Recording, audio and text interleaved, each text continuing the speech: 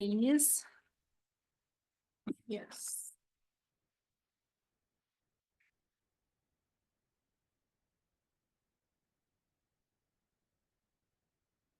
Okay, Chair Williams, Here. Vice Chair Berteau, Present. Commissioner Aragon, Here. Commissioner Stepiznik, Here. Commissioner Westmoreland, Commissioner Wood, Here. Commissioner Anderson. All right, let's all stand for the Pledge of Allegiance. I pledge allegiance to the flag of the United States of America, to the republic for which it stands, one nation under God, indivisible, with liberty and justice for all.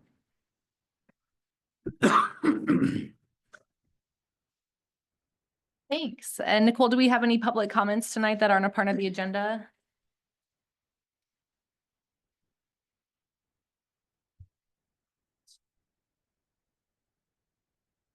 All right, then we'll move into the consent agenda, the minutes of the May 6, 2025 Planning and Zoning Commission meeting. Did everyone have a chance to review those? And does anyone have any edits?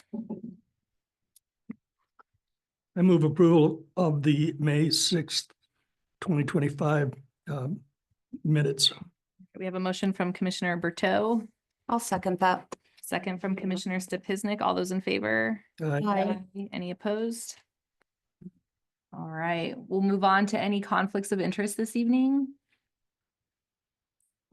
Hearing none. Any agenda changes? We do not have any agenda changes. All right, let's get right into it then.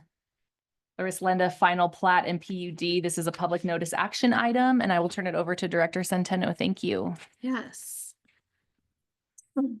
Okay. So I reused the staff report and just made some amendments to it that were in a different color, since some of the information is still relevant and not a lot has changed. So we'll dive into that a little bit. For a recap, on May 6th, 2025, this application was brought in front of the Planning Commission and continued to a public hearing that was set for June 3rd, 2025.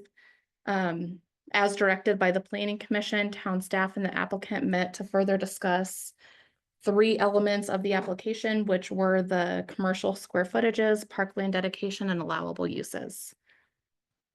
The Planning Commission's role is to determine whether or not this application meets the requirements of the governing documents in which the town has adopted. The 2 main documents to consider tonight are the Silt Municipal Code and the Comprehensive Plan. Should the commission choose to make a recommendation that does not align with the town's governing documents, the commission will need to make a reasoning for the deviation clear in the recommended motion. Both the PUD amendment and final plat require a recommendation from the Planning Commission to the trustees for final decision. Oh, sorry. Let me scroll down to where we are here.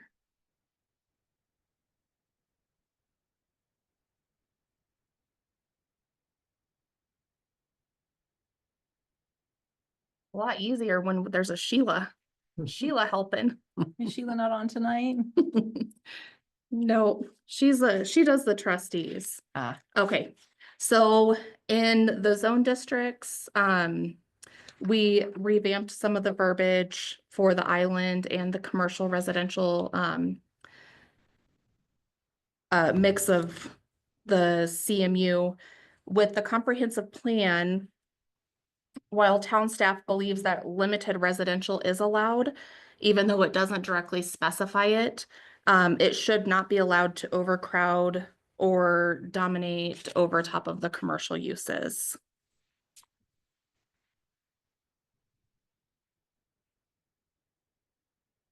And then with the items that were further discussed, as far as the schedule of uses, the town met with the applicants and had discussion over how we could somehow meet in the middle and make sure that if something is a use by right, it means that we can't tell them no. We can't say that they can't go there.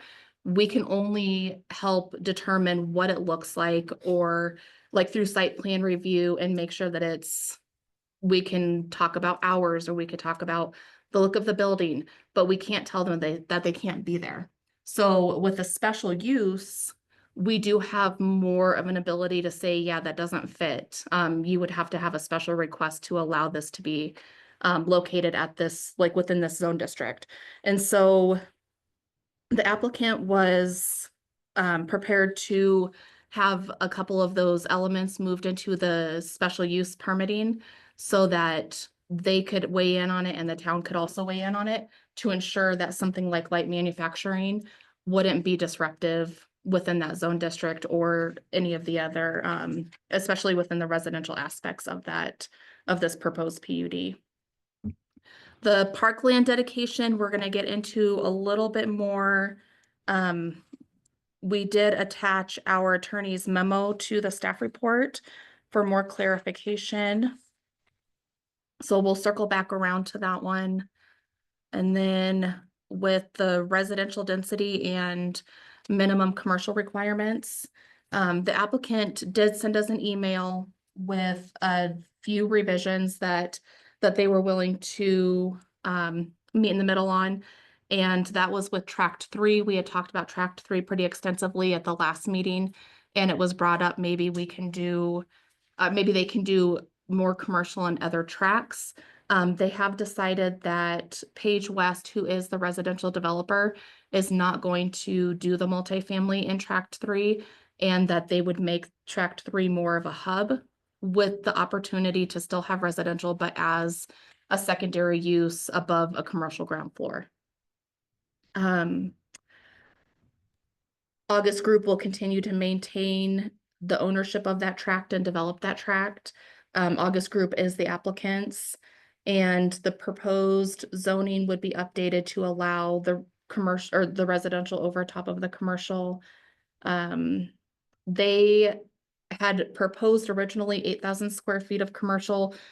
The town, given that we need to really keep this balance of maintaining a commercial aspect to stay compliant with the comprehensive plan, we had suggested maybe closer to that 12,000 square foot mark.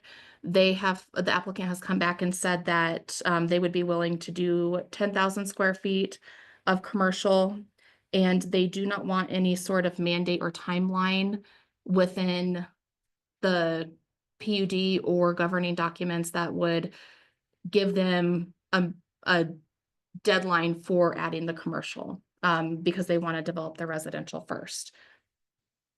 And then there cannot be any other additional mandates for minimum commercial square footages, was the other request that they had made. So town staff appreciates the applicant working to get to this point and the consideration for making tract 3 the commercial hub. Obviously, the town wants more commercial than 10,000 square feet, but we also understand that that is a floor, not a ceiling. And so we are hopeful that it will exceed the 10,000 square feet of commercial. Yes. And that does not include the 4,000 square feet that's adjacent to the restaurant. That would include the restaurant No, adjacent. adjacent to the There's a 2,000. 4,000 square foot, I thought I read adjacent to it. So there was the restaurant and then a 2,000 square foot outline in the previous picture. Yes, And then anything adjacent would be the lodging to the south. I see, okay. Otherwise, there was so it's kind of small in this picture. It's all right. But here is the restaurant, and then there was this 2,000 square foot Okay. retail. And then this was originally proposed to be a residential building. I just don't want it to be, I want it to be separate than the 10,000 in tract 3, that's all. Separate from, Separate from the total, the number. So you want, There's 10,000 tract 3. Is there additional retail, commercial, adjacent to the Beacon restaurant? on tract 3? no, they're cumulative. Or the 10,000 square feet includes the restaurant square Okay. footage. Yeah. Okay. which they were thinking was gonna be like 4,500 square feet. I see. So that would be included in the 10,000 square Okay. feet. As far as the timeline, staff believes that it's in everybody's best interest to have a guideline for the timing to ensure that the commercial gets built. If we only do the residential and then 10 years down the road, the commercial doesn't get built, it may not ever get built. And so we really, to stay in line with our comprehensive plan, we need to have some sort of insurance that the commercial is going to be built. We did add within the PUD that trails have to be done with within 24 months after final plat. And then we did also add a disclaimer. It's not a hard set deadline, but if there's not significant development that has taken place in 60 months, that the approvals would be null and void, and they would have to come back in front of the town for additional approvals Or extension. or an extension.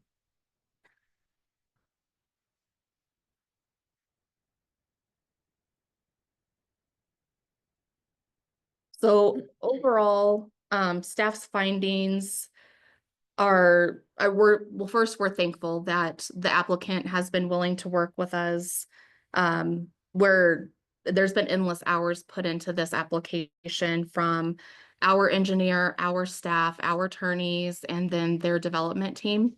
And so there's been a lot that's gone into the town trying to accommodate their request for additional housing. And it's opened some doors of conversation that come with additional residential units, such as additional parkland dedication and some of those conversations that we've been talking about, and then trying to look at it and see if the additional residential request, if we can figure out a way to make that more balanced and fit within our comprehensive plan, so it's not so overly residential that we still have commercial elements to it. We do appreciate that everybody spent a lot of time on this. And we do have, I'll go through this super quick and then we'll kind of touch back on the deeding versus easement for the parkland dedication. But to recap, the three elements that the planning commission gave us more time to talk to the applicant about was the minimum commercial square footage. Overall staff, like I said, is hoping for more, but is not opposed to moving this forward at the 10,000 square feet to the trustee level. And then the parkland dedication, the town did have a conversation with the trustees and got guidance from them on what that parkland dedication, what it's more of a policy decision with not only this application, but applications that are in the queue to be processed that are going to be coming in front of the commission, that they do want parkland dedication to be by deed and not by easement. And then with the tract 3 special uses for some of those uses like commercial or like light manufacturing, the town is accepted of that as well. So overall, the collaborations and conversations have been productive and led to innovative ideas about this development and how this growth can best serve the applicant and our community while keeping the town's governing documents as a guideline, which can be difficult. Before I go into the recommended motion, do you want to say anything about the deeding versus easement? The P and Z has seen the letter that we drafted. If you have any questions, I'm happy to answer that. I mean, I think the short answer is staff has considered the various merits of what we call fee title, that is ownership of the land versus ownership of an easement as it pertains to acreage. And we don't see any advantage to that being an easement. So for trails, that's fine because they kind of run linearly through multiple properties. In fact, sometimes they may bisect properties. Easements make a lot of sense. to take those as a parkland dedication in the form of an easement. But for tracts of land that the town's gonna manage as part of its park system, we really should own the land. And then so I have recommendations for conditions of approval and then a recommended motion. And I can fly through those super quick.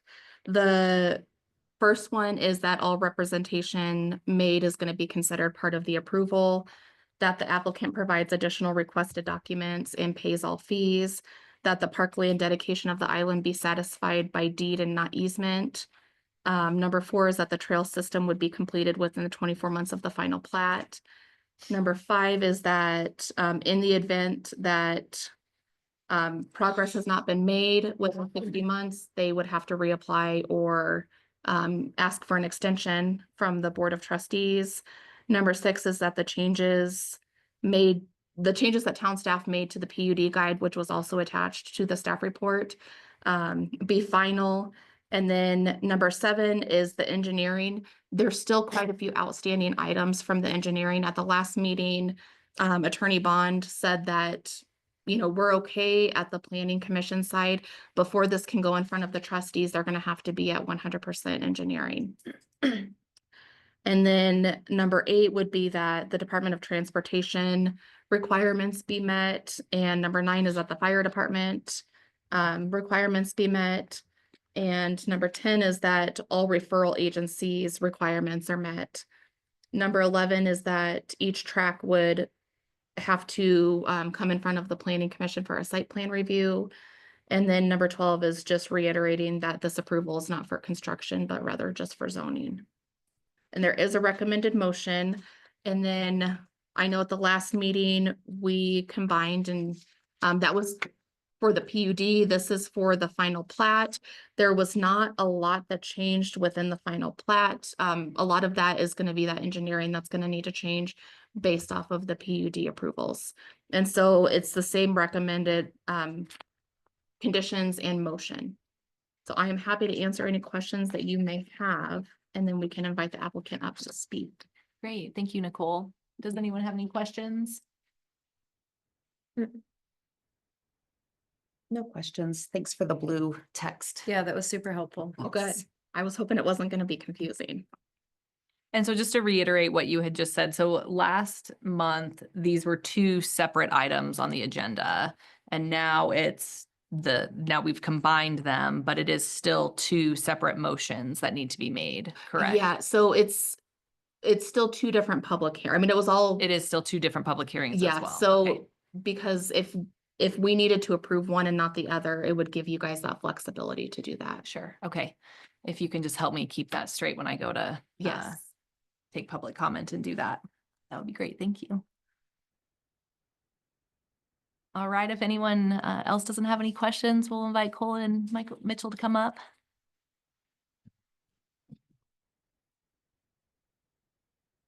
Hi, gentlemen. How are you doing tonight?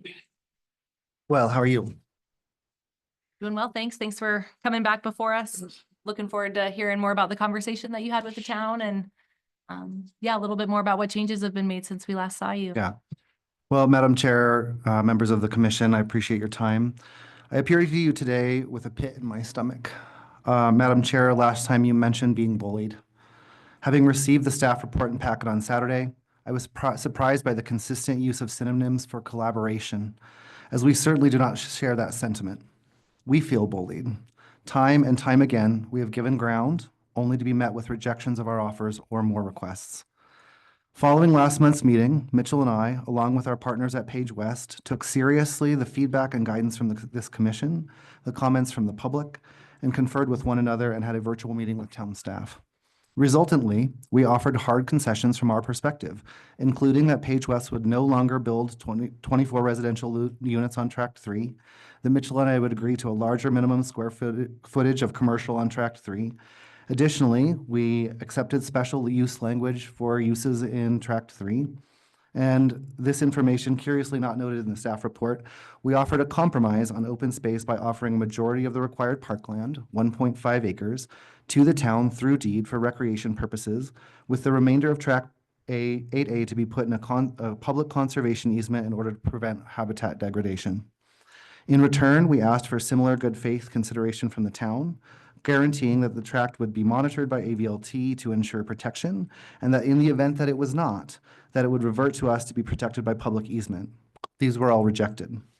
Which brings me to my first issue tonight, transparency. During the last meeting, members of this commission asked about the difference in impact between deed and public easement for open space. A valid and important question for sure, but one that was addressed in a pretty disturbing manner. In a letter included in the staff report from Carp New Hanlon, I found it interesting that the discussion around this issue was held in an executive session of the trustees. That means no record can be attained. That means that neither you as a commission, nor we as applicants, nor the public has any insight into that discussion because it is outside of open record statutes. We must take the word of the town's lawyers in a memo following the meeting.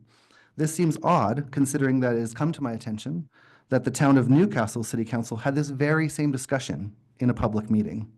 This issue should have had community input through town halls, public outreach, or at the very least in a public meeting. Why wasn't it? Strange that it had to be done behind closed doors.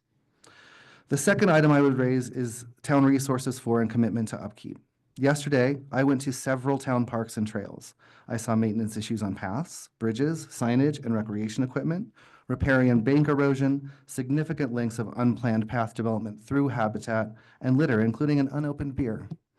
To me, this seems to indicate a lack of will or capacity to ensure high standards of maintenance reflective of the sensitivity of the habitat and the quality of experience that we hope to achieve in this PUD.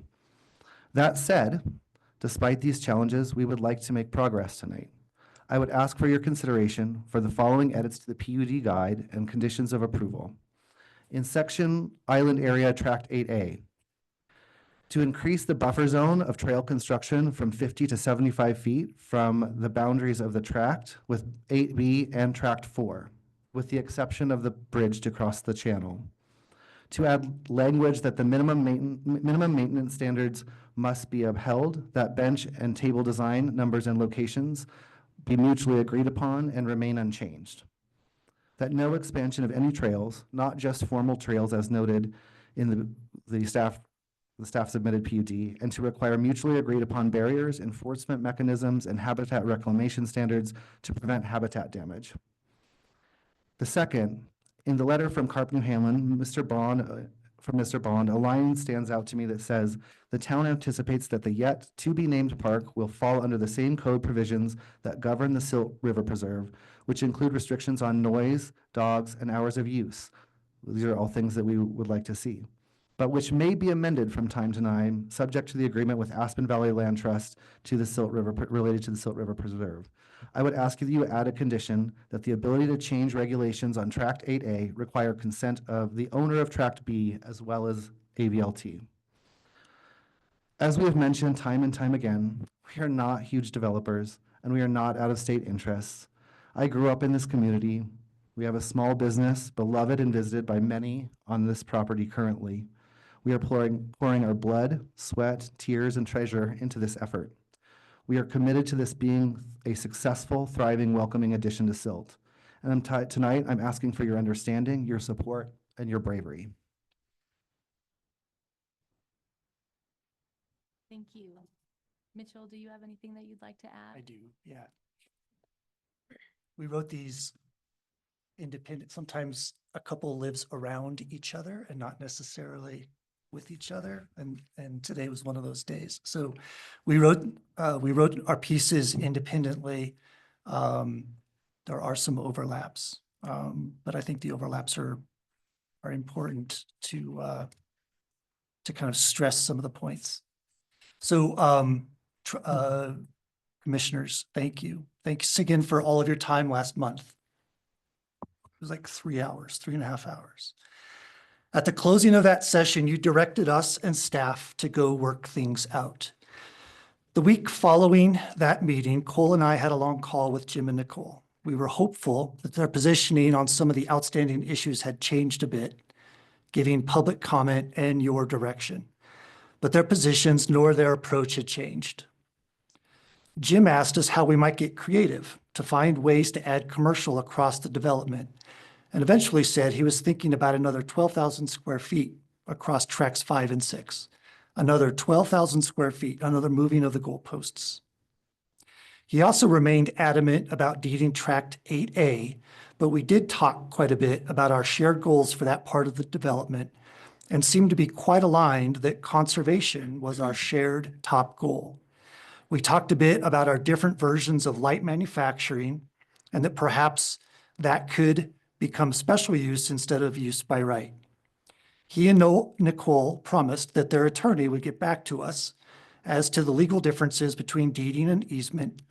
And we both kind of acknowledged we weren't going to see eye to eye on that issue and that the trustees would eventually make the decision on down the line. The onus was placed on us to get back to them with our updated proposal. That was our only communication over the last month. Director Centeno mistakenly used the plural conversations. There was only that call. Over the Memorial Day weekend, we sent an email to Silt with what we called our 2 major final concessions. And I'm gonna give you the heart of the email. I'm not misquoting or anything, but I'm also not saying every word like, hello and thank you. And so on tract 3, removal of the 24 residential units, which is about 20,000 square feet. We will instead intend to build it into Rislenda's commercial hub.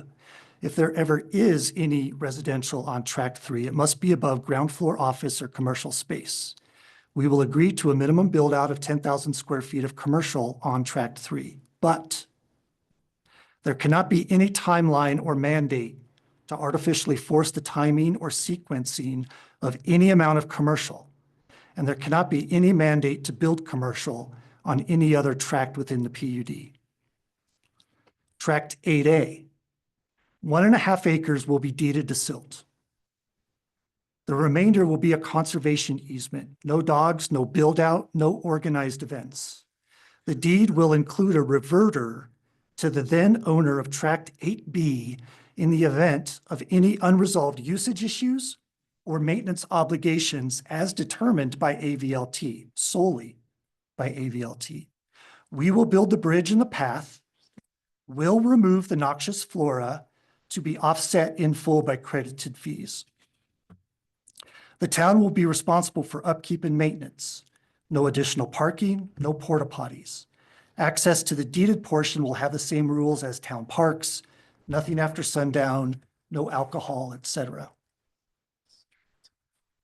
As we called them, we felt those were 2 really big concessions.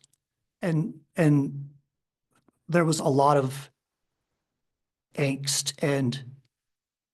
and frustration in even deciding to come to those concessions. And then we had to word them and figure that out. And it was a very big deal.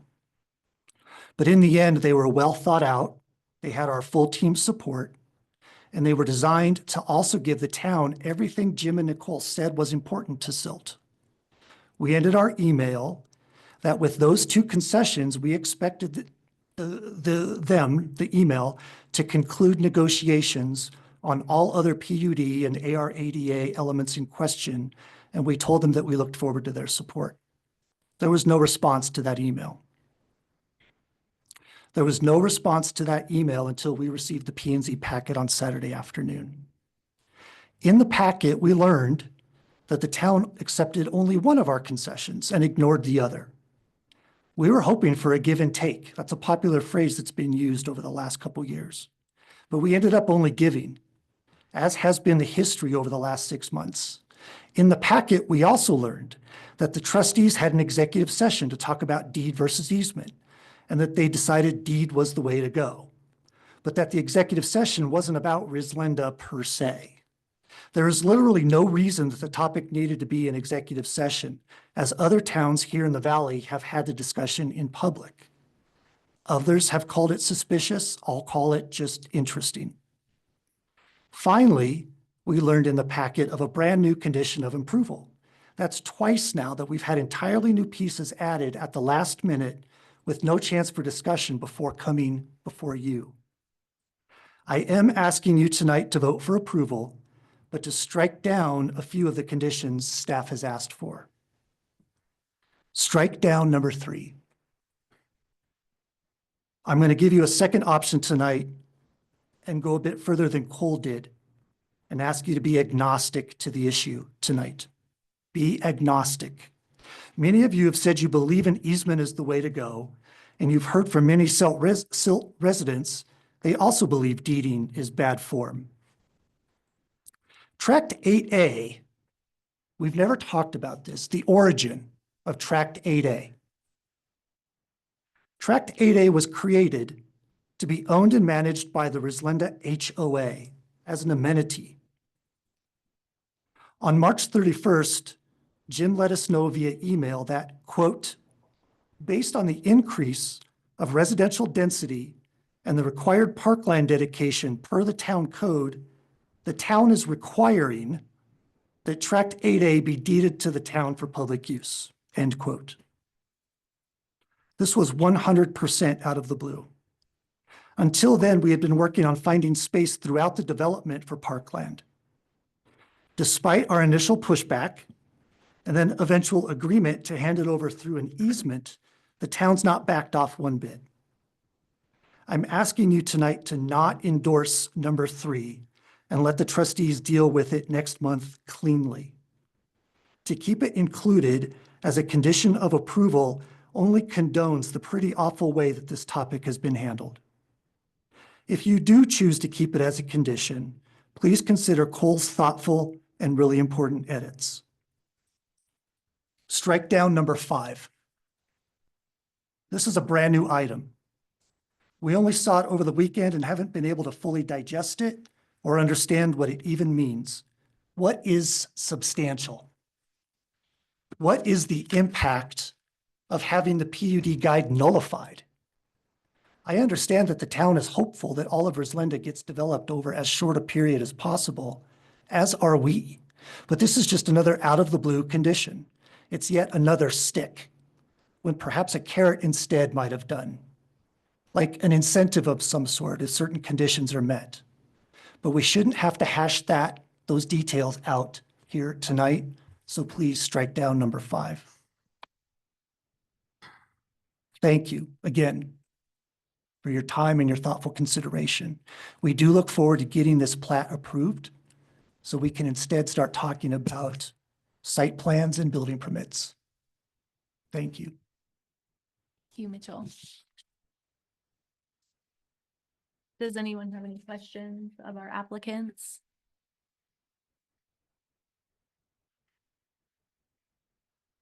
Questions? Other questions? I think the only question I would have is, just looking at all these durations in time. Originally, what did you guys, what is the, once you get your building permits and all that other good stuff, what is the construction timeframe? No idea. I could answer, but it would be a guess. It wouldn't even really matter. It wouldn't count anything. I have no idea.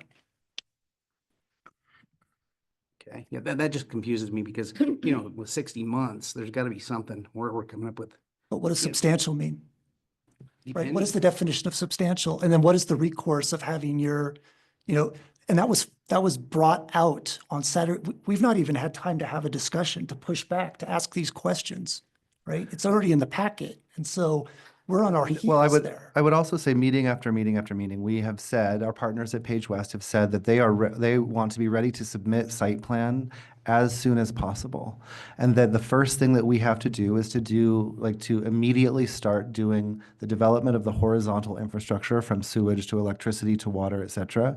That will complete the loop and the roads and the connections between 4 and 1, 2, 3, and 4. As soon as the residential is done, because that is going to be considered as soon as the residential and the horizontal is done on 3, or the horizontal is done on 3, we can then implement our plan for the restaurant, which we estimate after their construction will be about 18 months. Okay, so you actually do have a phasing plan, which you're Yeah, talking yeah, about. we have phasing residential and horizontal residential, and then the commercial can come on track 3 of the restaurant. will be the first step, that the Beacon Restaurant will commence planning immediately once upon approval. And then once we have that horizontal infrastructure ready and it's not interfered with by the residential, then we can move on that. Understood. Yeah, I just have a hard time when, coming through, there's no time frame on commercial. It depends. I mean, if it's just. Right. We go through this phasing, we're going to build a certain amount here. We're going to do 1/3 of it right now. Yeah. In 5 years from now, we're going to do the next. Understood. Well, our goal is to have the restaurant and the event center be the first two pieces. That is to come soon. I have a question, Nicole. Mhm. Do we have some sort of progress requirement on other commercial developments? Has this been done before? That we've required, yeah. I mean, our code does specify, like, we have certain areas that if an approval is made, if there's no progress, then the approval is voided. It's essentially rescinded. So is this straight from the code then? No, this is not from the code. This was in response to, in the first packet, our attorneys had written a letter that commercial needed to come first, and the applicant was not okay with commercial coming first, so we put a time frame in which there needs to be progress made. So it was in response to them not wanting the commercial build out first. Actually, in the staff packet, what it said was that the commercial had to come first on tract 3 before the residential could be constructed on that tract. It didn't say commercial had to come first across the entire PUD. It said that on tract 3, commercial had to be built before our partners at Page West could construct commercial on that tract. I find this inconsistent and yeah, I'm having a hard time with where I understand where it's coming from, but it seems like it is pinpointing on a particular commercial development to happen in a certain amount of time, where others might not be pinpointed in that same way. So this is the first larger commercial development like this that we've had come through, but there's several that are following. So we're trying to figure out and set a precedence for what the expectation is gonna be. Do we give an approval and expect that there's development within 5 years? Or do we give an approval and just let it sit for 10? Well, it could be handled by reducing the length of the vested rights. I mean, or having a provision that said that vested rights are automatically extended if some kind of development target is reached. So there is another way to And I don't know that incentivize that. I don't know that we necessarily disagree with this. We disagree with how it's been done, Sure. right? Saturday night special, we have had no time to think through it. I haven't had time to get with my attorney, right? Like, that's just not the right way to handle these sorts of things. This is Adam with Page West. Would you like us to delay No, sir. the decision then for another month? No, sir. There's a comment from somebody online. Are y'all able to hear me? Why don't We can't we, hear them. so you're currently taking the applicant's comments. Correct. We have not When opened you public as comment. the This is- chairperson are ready, you can. This is part of the application. This is Adam Wallace of Page West. Thank Hey, you. everyone. Are y'all able to hear me? Hi, Adam. Yeah, we can hear you. Thank you. You said you had a couple comments to add as part of the applicant presentation? I did. I guess I just wanted to offer a few notes, and I don't know if this is the right time or not. So if it's not the right time, feel free to shut me up. But I do think, we talked about precedent within the code. There is a timeline for us to start the horizontal improvements contemplated in the plat civil drawings, which is also up for approval tonight, as I understand it. What is not in the code is a timeline for zoning. And, the question or the term vested rights, I think is really interesting and maybe a little bit loaded. Really there's two things being approved tonight, as I understand it. There's the PUD, right? And those are true plans. Those are our construction plans. And then there is zoning. That's part of, sorry, there's the plat, that's construction plans, and there's the PUD, which is zoning. And to have the zoning expire when the zoning is what the town wants, to me, does not make sense. And if commercial development has not happened in 5 years, it is certainly not for lack of trying. So I would, I don't know. I guess I'm just questioning the intent of having a commercial zoning expire because no commercial was developed. That's it. Great. Thank you for your comments, Adam. Appreciate it. I think Manager Mann had his hand up, or was that just the? I was indicate- just trying to get the attention Oh, to okay. Adam. Okay. My question remains, for you to have time to consult with your attorneys, would you like us to postpone tonight's decision? No, sir. It's simply one condition of approval, and we're asking you to strike it. It can very well and probably will come back up again in front of the trustees. That will give you time to have Yes, consulted with your attorney. actually have, conversations. Yes. Okay.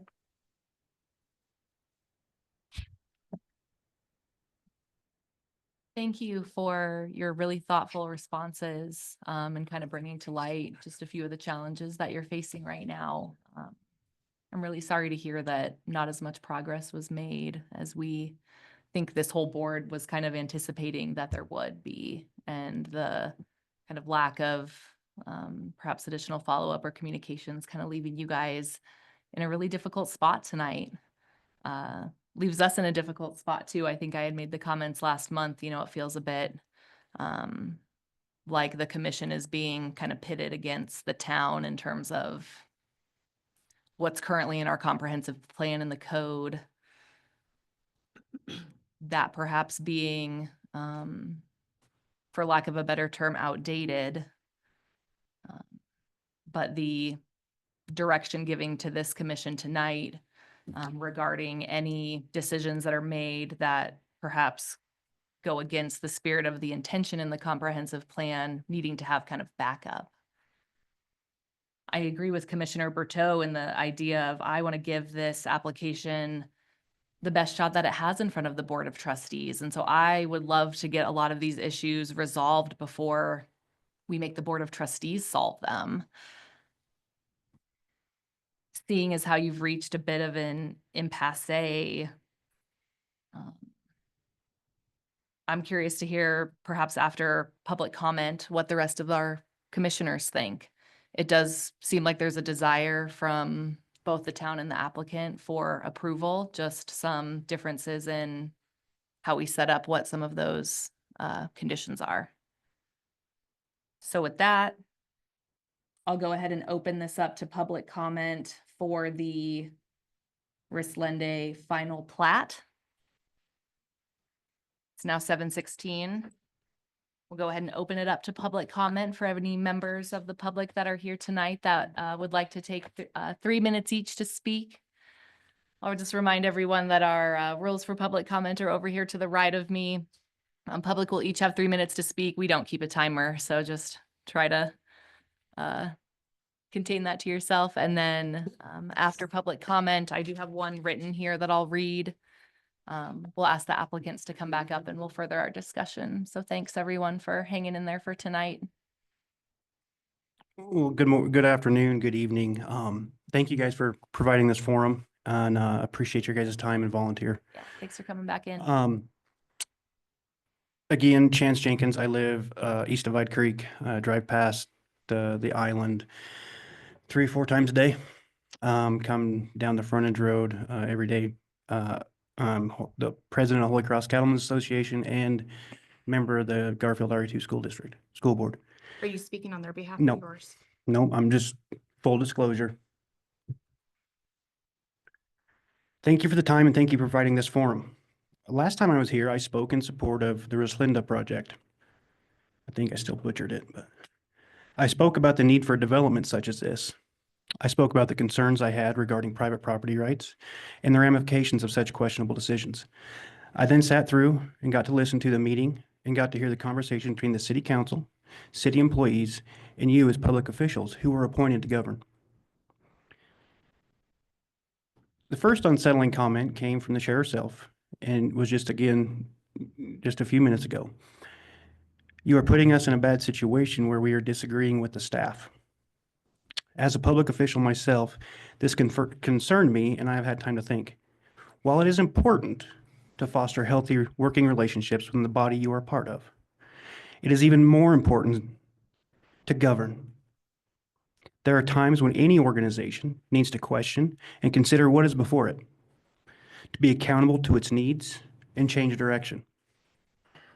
This is part of the democratic process that we hear so much about these days.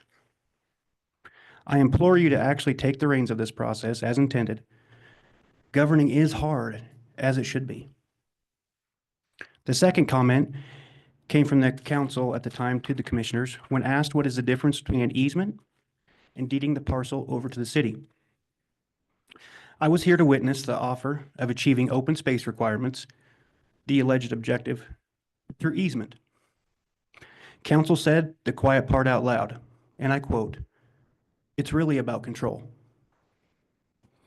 As a resident of the area for over 20 years and driving the frontage road past the Silt River Park on my way home and see all the after dark activities that happen there, I always asked myself why the river corridor has not been developed. I think to myself, prime land, interstate access. The answer to the lack of development is no longer secret. The planned extortion of property owners to deed the most financially and environmentally valuable portions of their land over to a city that seems to want it because they think they are the best stewards for these parcels. Never mind the fact that the cities are not chartered to be in the land business. I ask the question, why, when all these parcels have been for sale for years, has the city not bought them themselves, deeded the land as they wished, and then sold them to prospective buyers?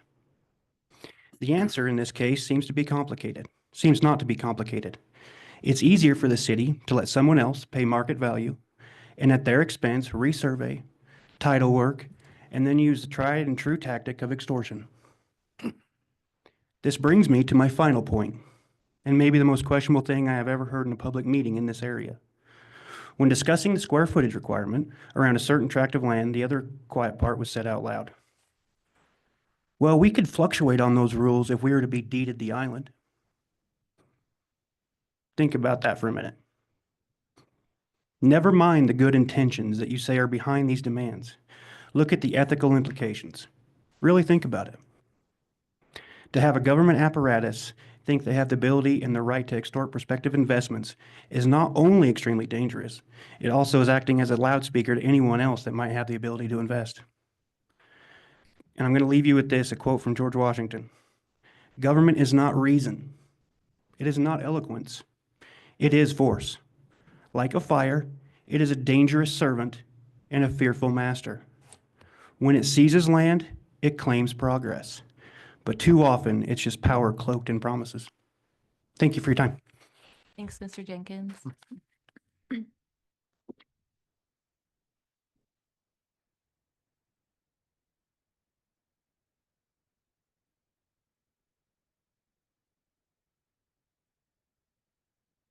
Hi, good evening. Thanks for coming in. Okay, Willow Brotzman, 1710 Grand Avenue here in Silt. I am just here again to show my support for Rislinda. And I'm hoping that you don't push it out another month so they can get started on this and get it out of this current phase. I see that this could be very positive growth for our little town that I care deeply about. And I just would hate for it to just get stuck in the weeds and go nowhere like many subdivisions and things have gone in the past around here. So I'm just hoping that you will please approve Cole and Mitchell tonight so they can move forward. Thank you. Thank you.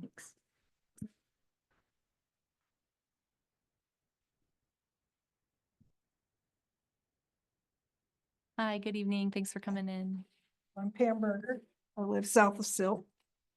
And I really think you should approve this project, but I'll start off a little differently. I had thought about not coming to this meeting, but but decided that the people should have a say in government, and the government should be responsive to us, the people.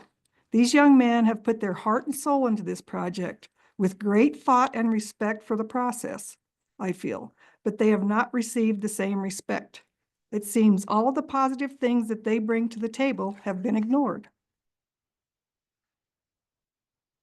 I'm a rancher, conservative, and an original environmentalist. As ranchers, we take great pride and care in our properties. We watch the land, the wildlife every day with great respect. It pains me when government entities believe they can or will manage land and that all goes with it better than the private landowner. I have lived south of Silt for 45 years and have not seen an instance where any lands that are overseen by any government agency are better off, whether it's with the wildlife, birds, or ground, than by a private owner. Please leave the 2 acres you want to take to the private people that love it. I have more. Thank you for hearing the public comment. I am here today to ask you to talk about 2 things: representation, transparency, and the direction of the town. First, representation. During the last meeting, the town staff talked about how they must keep the best interest of the people in mind, and yet the people are actually being ignored. On May 6th, multiple community members took time to write or show up in unanimous support of this project and what it will bring to Silt. These people urge you to keep several things in mind: getting behind small business, why this will add to the town, and how to best protect the natural state of the river. It seems that this has fallen on deaf ears. None of those comments were taken into consideration. Second, transparency. During the last meeting, members of this commission asked about difference in impact between deed and public easement for open space. A valid question, but it led to a bad outcome. In the report posted, I found it interesting that this discussion around that which unbelievably was not just about this project, was held in executive session. That means no records can be obtained. The public has no insight into that discussion.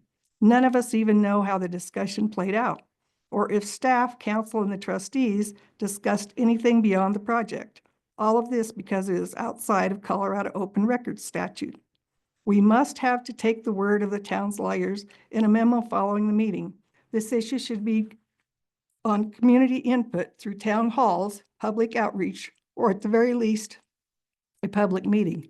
Why wasn't it? Things are usually done behind closed doors for a reason. Finally, my question to everyone: what do you believe the role of the town staff should be? In encouraging economic growth? Is it to make harder for business to make progress or easier?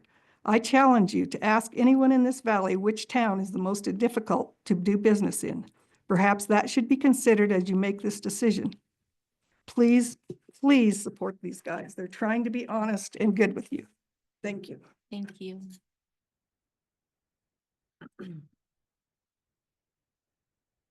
We have a comment that was emailed in this evening if there's no further in-person public comments. Are there any online? I don't know if there's a way to check. that. Adam is the only one online. All right, I'll go ahead and read this out loud. It's from Mauro Zagoras at 1545 Odin Drive. Dear Nicole and Planning Commission, I served as Planning and Zoning Commissioner and Chair of Silt's P&Z for 3 to 4 years, about 26 years ago. The Silt P&Z upon which I served worked for months on the area directly south of the I-70 exit. At that time, we asked for congregation of buildings to preserve river corridor views, setbacks from the river floodplain, and for not a lot of density near what was at one time one of the largest blue heron rookeries in the state of Colorado. We asked that Keith Lee's silo with the tree and barn be maintained and a sign code to preserve the river setting and the blue heron habitat.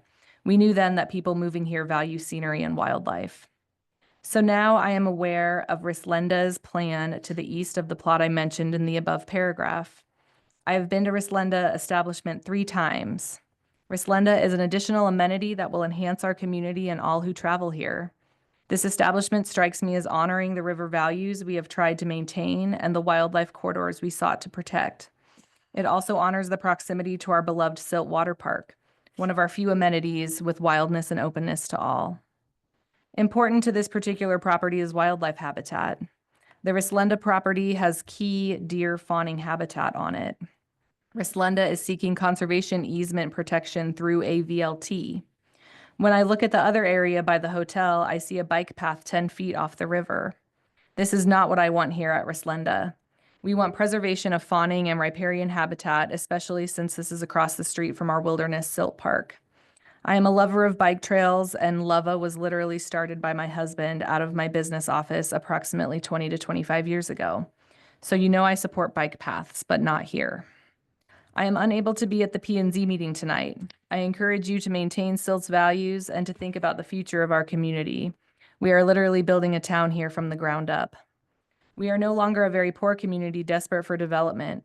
We are now in the driver's seat and should not be worried about asking for developments to meet or exceed expectations in our comprehensive plan. Mr. Berger is trying to do just that.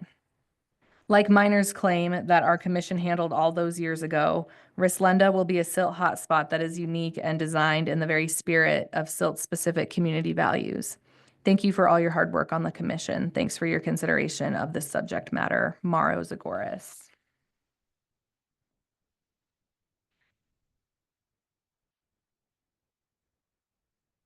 So I would recommend that I want to have a discussion about parkland dedication because that is one of the important issues that we need to work through tonight.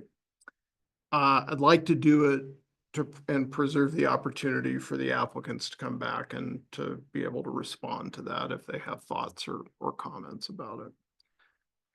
Then I would recommend that we take a brief break after the applicant has had a chance to complete its presentation before the board votes, the commission votes. I'd like to talk with Jim and Nicole about conditions of approval and what accommodations could be made. Okay. So parkland dedication is a requirement of residential development in the town. It's in your code. It is derived by the number of residential units you want to develop. So there's actually a formula in the code. And in the case of Rislenda, with the additional residential that's being asked for in the revised PUD, that formula works out to a requirement to dedicate 4.372 acres. Again, there's a formula in the code. You input the number of residential units, it spits out a number of acres. Of that, under your code, a certain portion of that can be what's called passive parkland. And it's 20%, so that's 0.872 acres. And the passive parkland dedication requirement for Rislenda is met, actually very generously, by the dedication of tract 9, which is the river parcel, to the town. So that takes up that 20% portion of the parkland dedication. That leaves you 3.5 acres of parkland to dedicate. That 3.5 acres under the previous annexation and development agreement, half an acre, they get credit for the area along the frontage road where there's going to be a multi-use trail that's going to be developed. So they get credit for the dedication of that trail area. So that leaves approximately 3 acres that need to be dedicated, and it needs to be active. Now, your code does not specifically say what constitutes active parkland, but in the past, your board has indicated that they see that as like active parks with ball fields and park amenities. And the way that your code creates the fulfillment of parkland dedication is it can happen, I guess, the code really talks about 2 ways, and then there's a variation on one of the 2. So one is you dedicate land. And this has happened in several developments that you've seen recently. Camarillo comes to mind as one that's kind of been somewhat recently in front of the P and Z. And I believe they're building that park now. There. If you drive out, A sports field. yeah, that sports field. So as part of the parkland dedication requirement for the number of residential units that are being built at Camarillo, they dedicated X number of acres of parkland, and they are actually putting that park in. And it's going to be a ball field. So you can dedicate land that sometimes the developer is required to develop into a park. Other times it's simply a dedication to the town for future parkland development by the town. There is the possibility, normally that occurs by giving a deed for what we call fee ownership. Occasionally that happens by easement. And so, for example, the dedication of the half acre of credit that they're getting for the trail that's going to run along the frontage road, that's an easement. They're getting credit for that. You know, there was a discussion had about the town of Newcastle, which I also do representation for. I was actually part of that parkland dedication discussion. And in the case of the particular development or portion of Castle Valley Ranch that was referenced, this particular development is up against the hill. There's a bunch of open space behind there. There were 2 tracks being created. And the question, and there are some trails that are going to be dedicated to the town. So the question was, well, should the town own that open space, or should that go to the HOA? And in the case of Castle Valley Ranch, in the annexation and development agreement, there was requirements as to how many acres in Castle Valley Ranch needed to be dedicated to the town in fee ownership in order to meet the parkland dedication requirements. And it turned out Castle Valley Ranch had already met their parkland dedication requirements. So that had already been checked. So at that point, it simply was securing easements across this open space area, which was then dedicated to the homeowners association, so that the trails could continue to be used by the public. It's a little different than this situation, because again, they had already met their fee dedication of parkland to the town of Newcastle. So the town, I think correctly, deems the river to be an amenity, and that it has certain park characteristics. Now, whether it's active parkland is ultimately a decision that the Board of Trustees will make if it satisfies that requirement. But the staff has proposed that, as opposed to telling the applicant, find 3 acres of flat land in the middle of your development that otherwise you could put apartments or commercial on top of, the town is willing to take that dedication, or staff is willing to support a dedication of a portion of the island for the acreage that they have a dedication requirement for. The other alternative, so I talked about there's kind of 2 alternatives here, is that under the town's code, there is what's called a fee in lieu of parkland dedication. And again, in the sole discretion of the Board of Trustees, they could say, you know what, we don't think we need any active parkland in this particular area. We are going to allow you to pay the fee in lieu. And we most commonly use that for smaller developments where the number of residential units within a parcel that's being subdivided would be an 0.08 of an acre or 0.12 of an acre, or some amount of parkland that isn't really functional. So it's better for the town. We take some money, we put it in the bank, we use it for parkland purposes. But when you get up to 3 acres, I mean, that's enough to have a reasonable sized park on. And there are going to be 270, 240 units down there. That's an area that warrants having parkland close at hand. And so we find ourselves in the situation where parkland dedication has to happen on this parcel. And is it better to have that parkland on an island that provides some natural benefits, provides some park benefits, but preserves the development area for the applicants? Or is it better to say, go back and look at your final plat and find 3 acres somewhere else on your property to dedicate to the town for a park? Again, this is why I want the applicants to have an opportunity to respond. I think the answer is it's better to put this on an island because it doesn't impact the other developable area that the applicants have.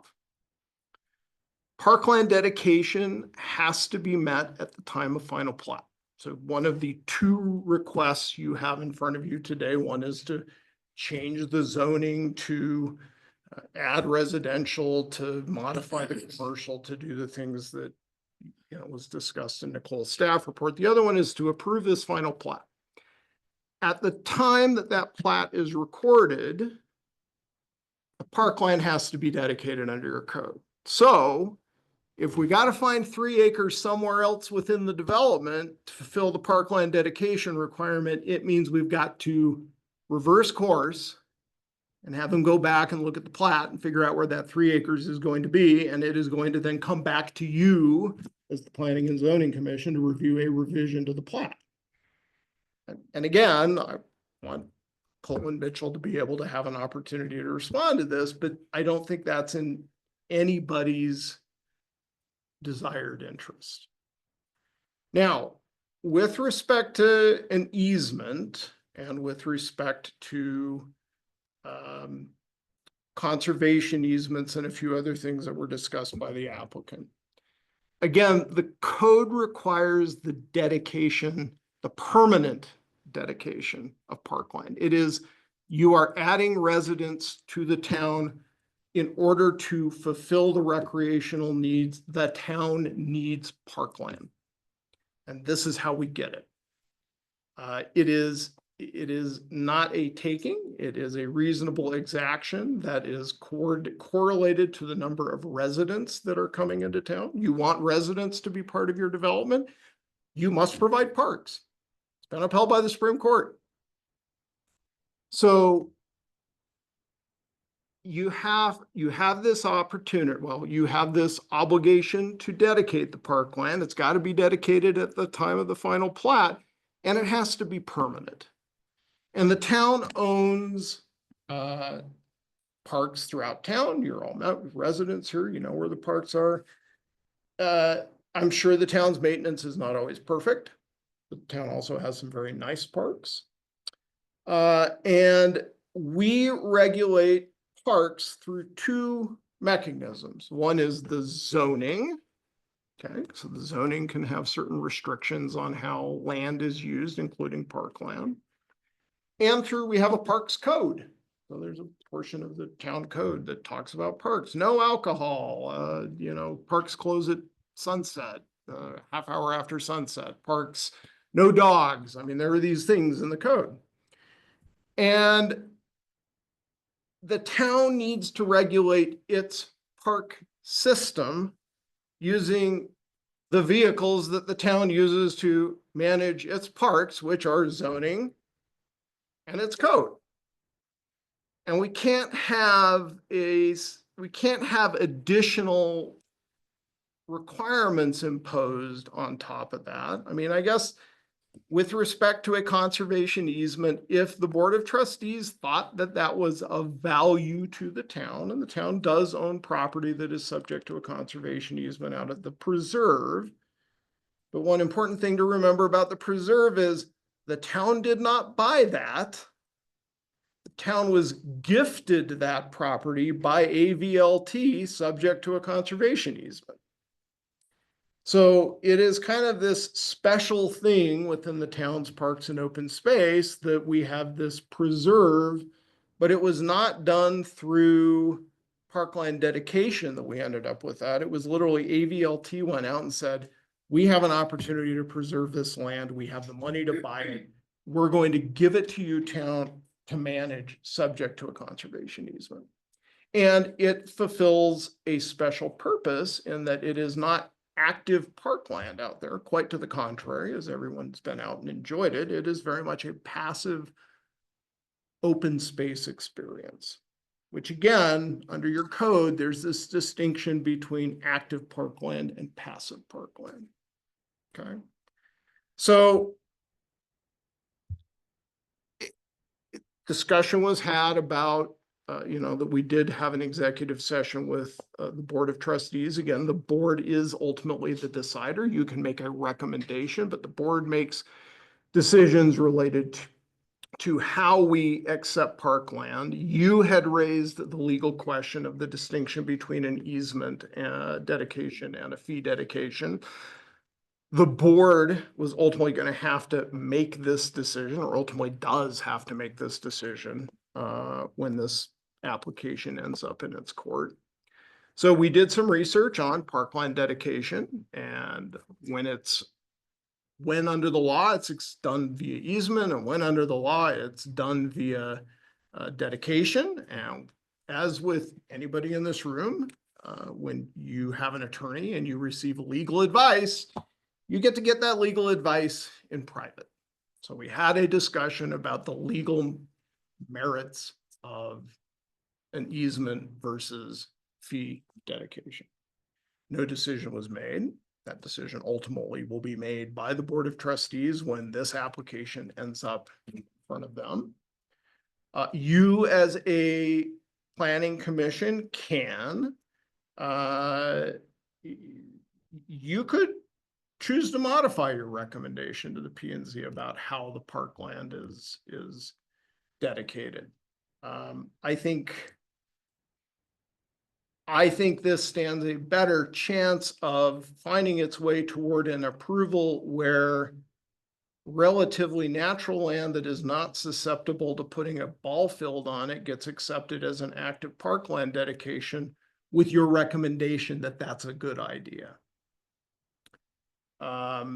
But ultimately that decision will be made by the Board of Trustees at a subsequent meeting. There was talk about a reverter. Again, the requirements under your code are you have to dedicate parkland. It's not a, you dedicate it, and if we don't like how you're using it, we get it back. If you want to record a final plat that creates these lots, you have to dedicate the parkland. And it goes into the town's park system, and it is managed pursuant to the zoning, and it is managed pursuant to the park code. It's the way it is. It's how governments regulate parks. So there, mention was made of possibly modifying the proposed language around allowed uses on tract 8A. And perhaps during a break, we could talk a little bit about that. Again, I think there are some things the town can do under zoning, such as buffer spaces. I think that's the traditional zoning concept. You have a buffer between property lines and where uses occur on a parcel. Seems like a very good zoning thing that could happen. But again, there are some things that we can't do that I know the applicant very much wishes could be done to fulfill the parkland dedication. So I'm happy to answer any questions around that particular topic, and then I encourage the commission to take further comment from the applicant. I do have a question. Thank you. Thanks, Attorney Sawyer. Go ahead, Commissioner. Well, Burkett. currently in the findings and conditions, those two words are not there. Active or passive are not in the findings and conditions. Are they implied somewhere else? Well, there is a draft version of a subdivision improvements agreement, which again does not come before this body because it's an agreement that's adopted by the board. And there is a section in that SIA that breaks out the active and passive parkland allocations. Thank you. It could be added if if that was a benefit, we certainly could add it to the recommendation. If it's reviewable by the board, I don't know that it's necessary. And I will tell you that going out on a bit of a limb with the manager and the director here. From a legal standpoint, I believe the remaining issues that need to be worked through they need to go to the board. The board is the one that has the decision-making capacity to do this. Recommendations are important. You should craft your recommendations appropriately. The applicant has every right to ask you to modify those recommendations, but ultimately the final things that differences exist between the applicant and the town staff are decisions that the Board of Trustees is going to make. Thank you, Attorney Sawyer. Does anyone else have any questions before we ask Cole if he has any additional comments that he'd like to make? No? All right. Thanks for coming back up here, Cole, and addressing some of the things that have been said. Yeah, so I think given Mr. Sawyer's remarks, it was a long stem winder in the sense that we have actually offered recommendations. I think one of them was the buffer zone, right? To reiterate my comments, we are just frustrated with the process. But we are wanting to move forward. And the suggestions that I had made were to increase the buffer zone of the trail construction from 50 to 75 feet in Tract A from the boundaries of 8B and Tract 4, with the exception of where the bridge to the tract will be constructed. The reason I ask for 4, which was not included in the staff recommendations, is it is very steep on one portion, and there's also like large cottonwood trees, which I think would be nice to protect that in the beaver dam. I'd ask to add language that minimum maintenance standards be upheld. It is a concern of ours when we're trying to do a PUD that has a similar, like we would like it to have a similar and uniform feel, that it not be ignored in that sense, and that bench and table design numbers and locations are mutually agreed upon and remain unchanged after that, right? I think it's just once we agree on it and we get it right, I would like to see it not scrambled or change, right? Which is what I'm asking for in most of these things, is actually a consistency. And then it does say no expansion of formal trails, and I'd ask for no expansion of trails, because it is just the nature of humans to wander off trail.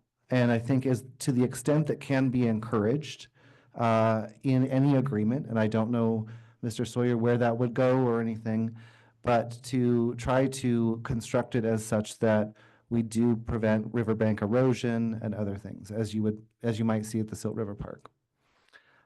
With regard to those were, I think, well, I guess I had the one about subject to agreement.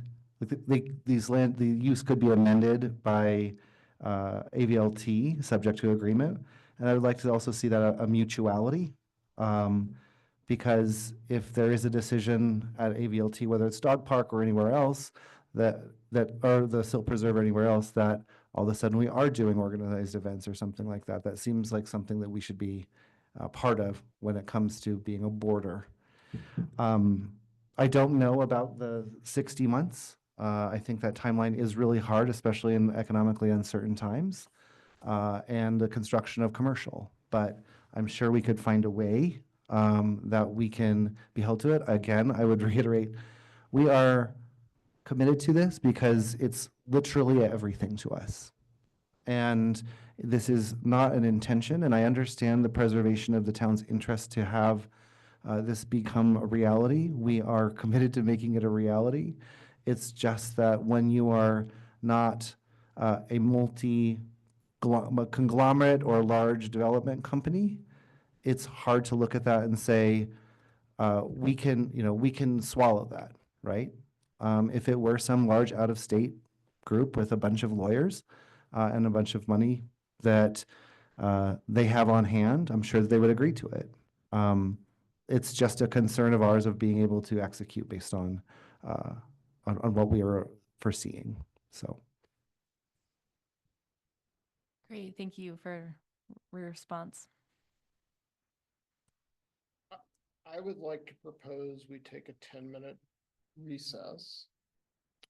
I'd like to talk to you two first, and then if you're open, I'd like to have a dialogue with you, Cole and Mitchell, real quick.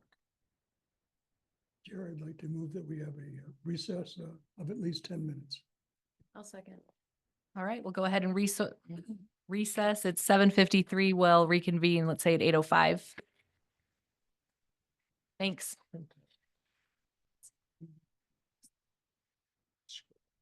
And we're I gonna will at get 8:05. this one. I remembered that as On Attorney Sawyer. EPA, and so I looked up on the fly. So we're gonna be very deliberate about this. I need a list of conditions. And then I need the zoning for track day out of the PUD, like a printout from What that. he just gave as conditions, that's the first time I've heard that. We've never received that. So So we're gonna talk about this, but remember, in the zoning and the PUD that is in the packet. Oh, you've got it Mhm. here. Yeah. Okay, good.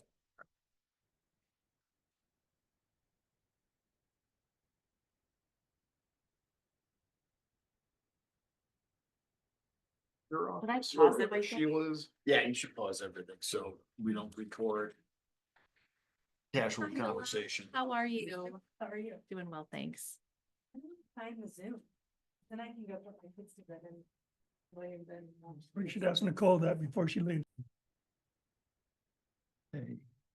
All righty, it's now 8:35. We're coming out of recess. I was reminded that I did not formally close the first public comment, so I will go ahead and do that now at 8:35.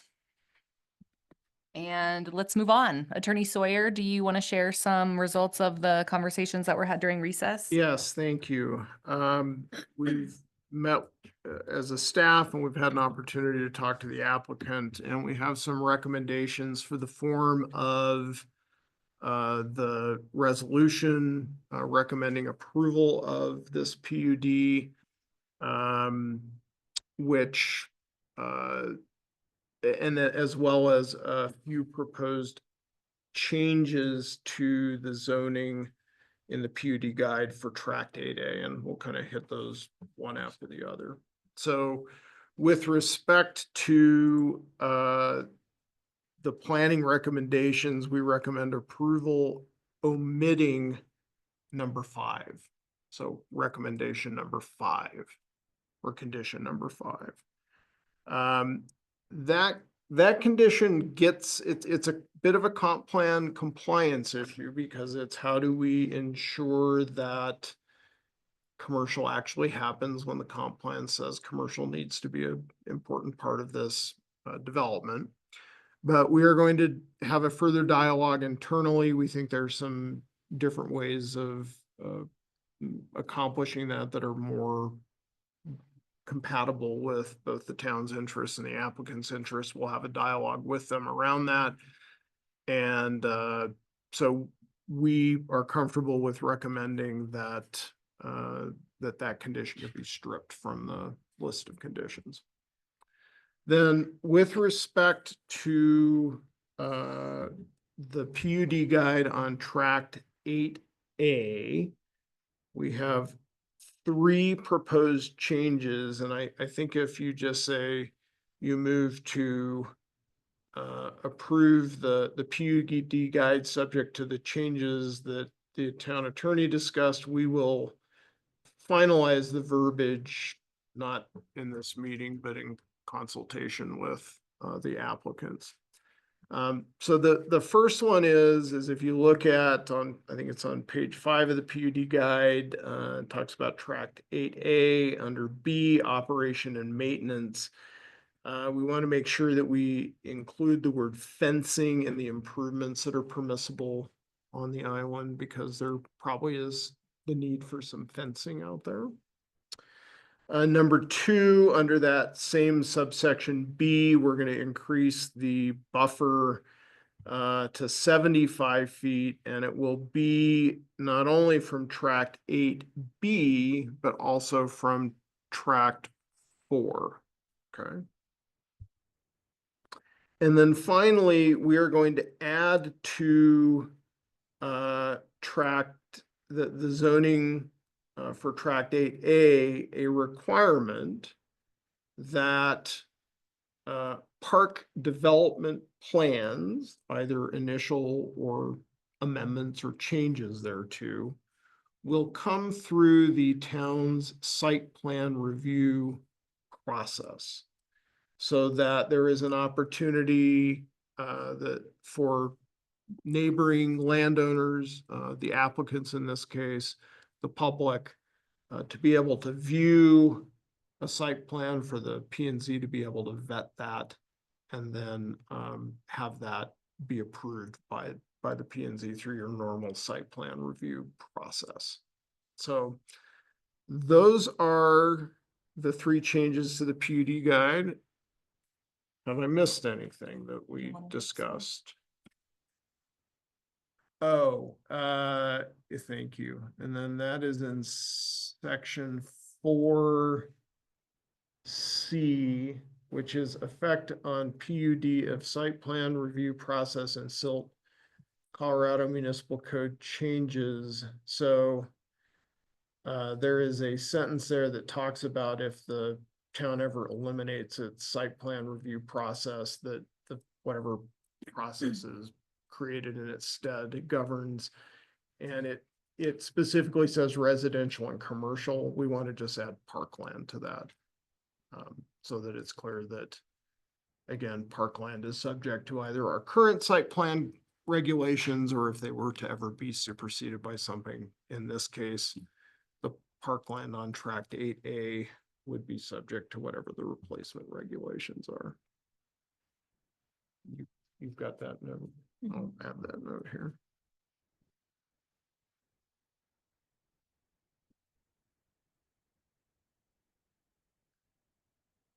Thank you, Attorney Sawyer. Do our applicants wish to make any further statements regarding the conversations that have taken place? No? Okay, thank you. Do any of my fellow commissioners have any questions of town staff or Attorney Sawyer? Where is just tell me what page the PUD guide is. What page is that? In the packet. We'll get Nicole to pull that up. So I can compare my notes that I wrote. Of course. It starts on page 33. 33? Where is that? 8A.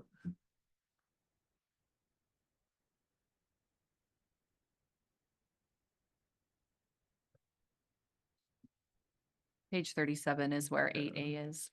It's this stuff. Yeah. Oh, Logs yeah. and trails. Yeah.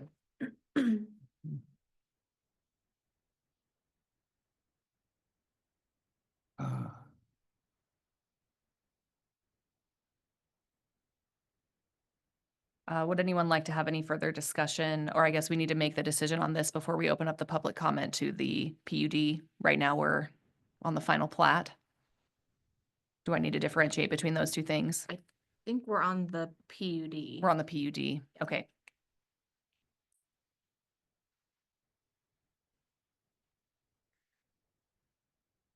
I would invite any of my fellow commissioners to make a few comments regarding what Attorney Sawyer has presented to us as we continue our discussion, making our decision to either approve or deny this recommendation to the Board of Trustees. I have a couple things. Last meeting, I was sent some texts while we were in the meeting, and I did not disclose that. The texts were fairly upsetting to me. So I needed to disclose that I had an ex parte conversation, outside of this meeting room with, a member of the public, which in no means did it sway my decision making or, even my thought process. But I did want to apologize to staff, to our applicants, and to my other commissioners. So, yeah, it should have been mentioned last week had I thought about it. Are you able to make your decision today based upon the comments that have been made here in the public hearing? Yes, thank you. With that being said too, we had a gentleman come up and say that we were appointed to govern, and I just wanted to say in response to that, that yes, we are, but there are certain documents that we have, that we are governed by. And sometimes that's hard. So it's hard for us, it's hard for you. Thanks, Commissioner Stavisnik. Thank you.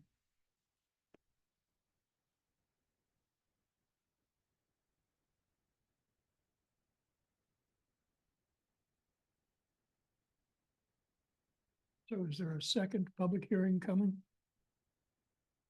If you guys would like to open the second public comment and then we make our decision with both of them, is that appropriate?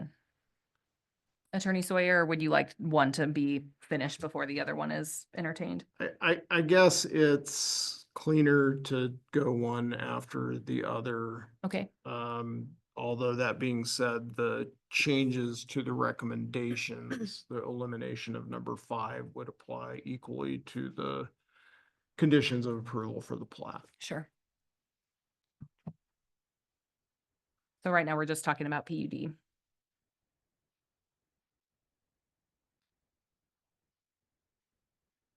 Chair Williams, I move to approve the Rislendi PUD amendment with the findings and conditions included in the staff report and spoken during this meeting.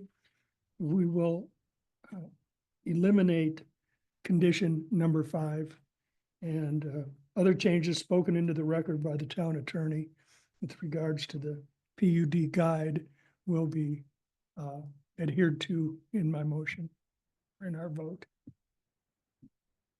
I second. We have a motion from Commissioner Berteau and a second from Commissioner Wood. All those in favor? Aye. Any opposed? I'll raise my hand. I think with my 1 nay though, still passes, correct? 4-1. Great.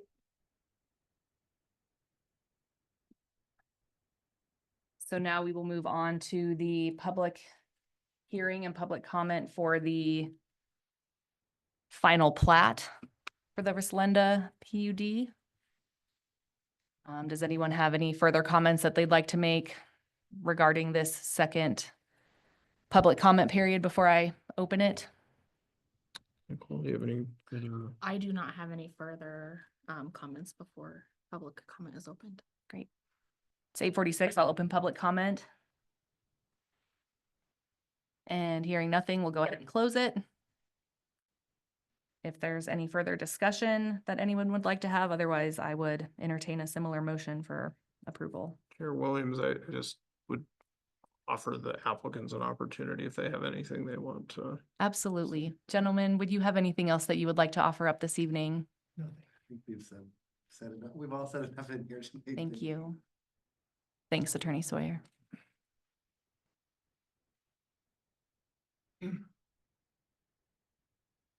Chair Williams, I move to approve the Rislenda final plat plan with the conditions listed in the staff report and spoken during this meeting with the elimination of condition number 5.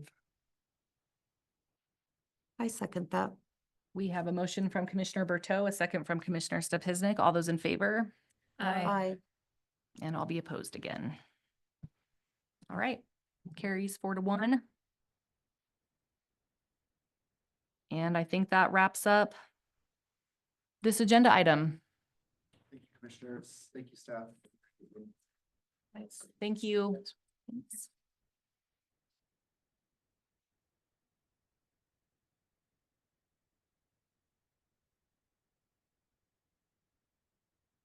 Next, we'll move on to the planners report. Director Centeno. Yes. Wait 1 second here. Now I lost my. Lost my place.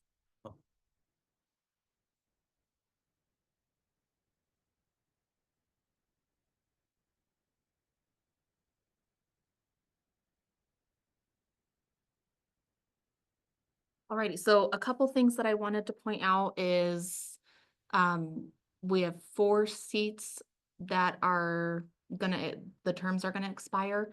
There are gonna be, interviews in front of the trustees over the next month, so if you are wanting to reapply, definitely make sure you get those in. And then we'll get you on the agenda in front of the trustees. Who are the 4 again? It is Vanessa, Eddie, Jennifer, and Justin. Would you mind sharing with us about the vacancy on P and Z right now that there was posted last week? So we have to advertise, since there's 4 terms that are up, we advertise Ah. that. Okay. So They're all like, who is this? Yeah, no, it wasn't vacancy that is. No, we didn't. No. Yeah, so when a term expires, it's equal opportunity for existing commissioners and anybody new that would like to come in and interview for it. Gotcha. Got Thank it. you for that Yes. clarification. Yeah. Appreciate that. We're all speculating like, who's There. leaving? No.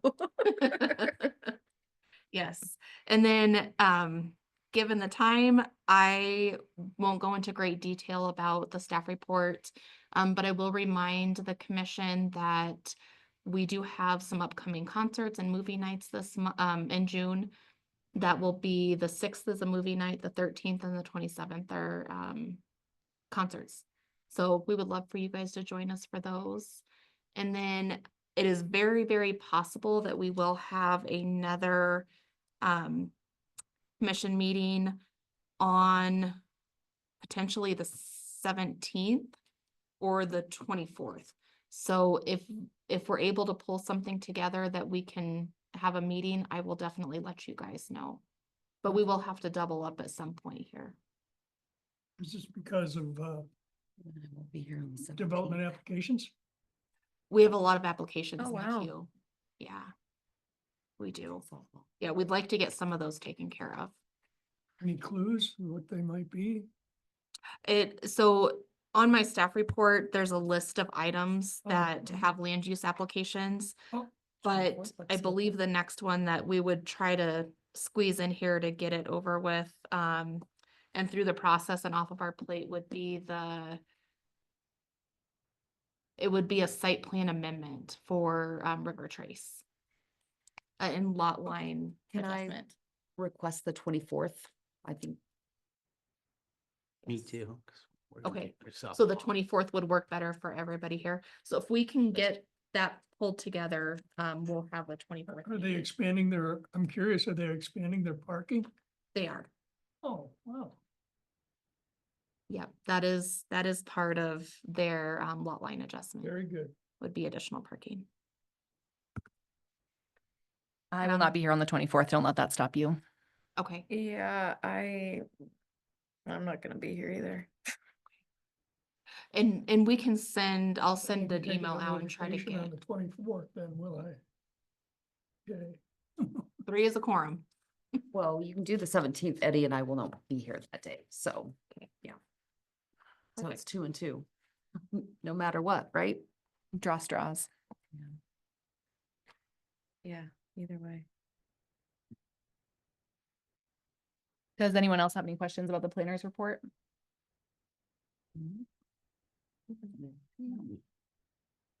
All right. I will wrap things up with commissioner comments. Commissioner Wood, any final thoughts? I'm really happy that we came to some agreements with our applicant earlier today. I'm excited to see what's to come. I think it'll be amazing for our town. It was a lot of work on our part, on staff's part, on the applicant's part, so I'm I'm happy that we can move it along and I hope it continues to move along when it hits the trustees. Yeah, that's it for me. Comments from Vice Chair Berteau, 0 from me. no comments from Commissioner Stupiznik. I'm just very happy 16th Street got opened up and Oh, yeah, I drove down there. I was just like, what are these guys doing? You're right. Came out nice. I had mean- it scheduled then, huh? Because the sign says they were gonna go longer. That's my only comment. I was just happy to see more improvements in the town. Thank you. I echo Commissioner Wood's comments. I'm glad that we're making progress. I'm glad that the desires of the town and the applicants for approval this evening was met. Wasn't sure when it was appropriate. I wanted to give you guys maybe a little bit more insight as to why I voted nay. I'm still having some issues with the density, the amount of residential that's going in there. Is still something that's very concerning to me as I sit in traffic, getting off the highway every day that's backed up for about a half a mile. Huge safety hazard. And, as we talk about infrastructure improvements, that was one of the reasons. And then to Attorney Sawyer's point regarding just some of the closed door discussions, the executive session discussions that were happening regarding the parkland dedication and recognizing that the Board of Trustees then has kind of been privy to additional information about that we haven't. I didn't necessarily feel comfortable, making any sort of determinations. And in fact, if there would have been a little bit more time for discussion, since it is going to the Board of Trustees, recognizing the frustration, their desire to nix number 3, the parkland dedication, I was actually in support of. If it's going in front of the trustees and they have more information than we do, I would have voted to strike that down. So just wanted to give you guys a little insight into how I voted. And I appreciate that there was some time for some discussions to be had between staff and the applicant. We were sitting here for about 40 minutes and all of our time is valuable. And so I guess I would just ask that if these conversations need to happen, that they happen before they get to us so that they don't put all of us like in a really uncomfortable position. And just the transparency part of it and kind of the rushedness of all of this is leaving me feeling pretty uncomfortable, which is another reason that I voted nay as well. So thank you again for all the work that you are all continuing to put into this. I appreciate it. And I appreciate that we got to a point tonight that everybody seemed to agree with, although I say that with a question mark. So thank you. Appreciate it.